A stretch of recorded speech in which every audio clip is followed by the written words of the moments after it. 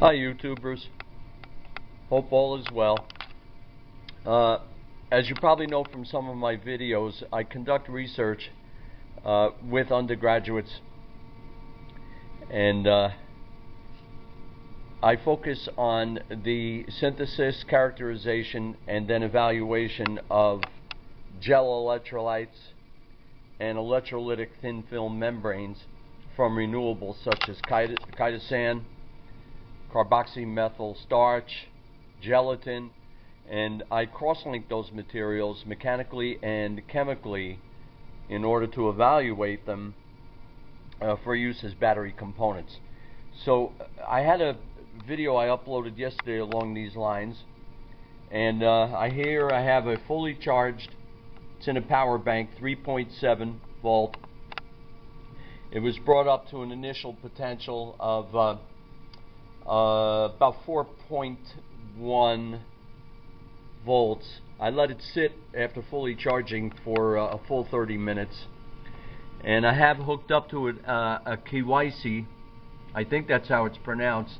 It's basically like a charge doctor, but it will give you the voltage, it'll give you the current and the time and milliamp hours. So this has been running for 9 minutes, and right now there's about 400, let's call it about 410 milliamps going through the system. What we have here is a small beaker. This is bench scale work. I have a plug of cotton, 2 graphite electrodes from burnt pencils, and I have them hooked up. Now in there I have a gel, and that gel there's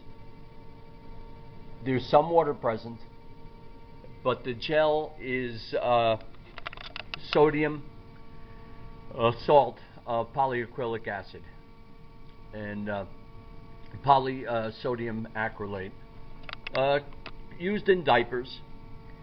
And I also have it mixed in with about 20% by mass the carboxymethyl starch that I work with, and it's basically a saturated solution.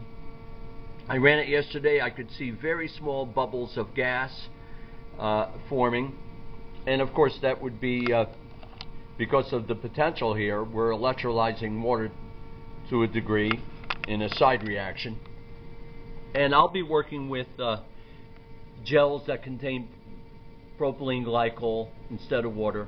I'm trying to find out which will work well and hold up, and I'd like to run them about 10-15 cycles and evaluate the internal resistance.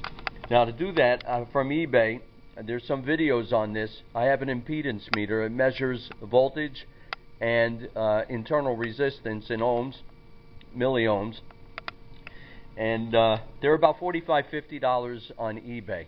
Now I just picked up a very inexpensive one. I don't know if it's going to be any good. It was about $6 or $8 that measures battery capacity, potential, and they claim it measures internal resistance.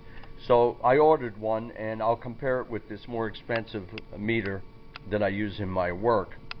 Now of course you could do it with a multimeter, couple of measurements with a resistor, but I do so much of this work that I use this impedance meter.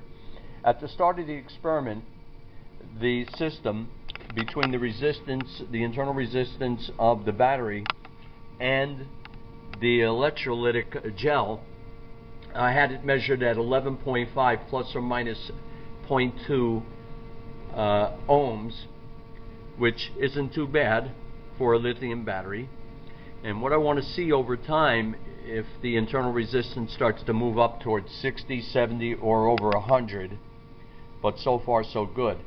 Now what kind of a motor am I running? Well, a conventional 3 to 5 volt DC motor, and it's actually attached to a little toy car, and I get these on eBay anywhere from $1 to $2 postpaid, and I have it hooked up there. So I have a load on this, and the propeller is turning. It's an air-driven car, but it's very convenient as a load for following what's going on. So right now, the meter's telling me we're at 4.98 volts. You know that's going to run steady. There's a safety check here in the power bank. So when I get down to about 3.2 volts, it'll automatically shut off. You don't want to drop below 3 or you'll do damage to the lithium polymer battery. And we're about 4.98 volts, 13 minutes, 89 milliamp hours. And right now there's about 420 milliamps of current. So that gel is working very well. And it's working very well with this system. So I'll keep you posted on the research. Now, here's another one I have prepared. I picked up a little salt pepper glass bottle at the local Goodwill store. I'm always using these things in the lab. And there you can see I've got a couple of graphite electrodes in there from pencils that I burned the wood off. And I punched it right through the holes on the top. And I have that in a gel. That gel is polyvinyl alcohol. There are no ionic functionalities attached. It's polyvinyl alcohol. It's been cross-linked with formaldehyde, but that has in it propylene glycol water, about 50-50, and I would not expect that at all to be a conductor. It would be along the lines basically of distilled water, and I don't think the system would work with that. But I measure a number of different things for a basis of comparison with the polyelectrolytes that I am making.